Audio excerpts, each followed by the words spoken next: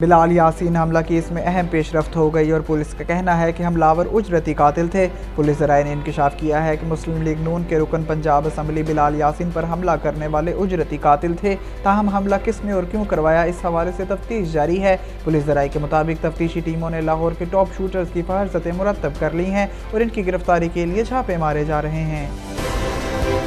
وزیر اعظم عمران خان کا کہنا ہے کہ غریب اور امیر کے لیے علیحدہ قوانین قوموں کی تباہی کا باعث بن رہی ہیں۔ انصاف اور قانون کی حکمرانی سے ہی قومیں پھلتی پھولتی ہیں۔ ذرائع کے مطابق وزیر اعظم عمران خان نے سال نو کے پہلے روز بین الاقوامی اسلامک اسکالرز کے ساتھ ویڈیو لنک پر گفتگو کی، جس میں نوجوانوں کو بنیادی قرآن پاک کی تعلیمات کو اولین ترجیح بنانے پر تبادلہ خیال کیا گیا۔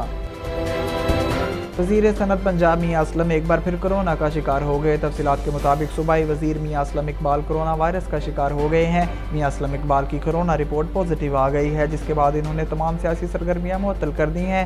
میاں اسلم اقبال نے عوام سے اپنی صحت یابی کے لیے دعا کی درخواست کرتے ہوئے بتایا کہ انہوں نے تمام سیاسی سرگرمیاں معطل کر کے خود کو گھر میں قرنطینہ کر لیا ہے۔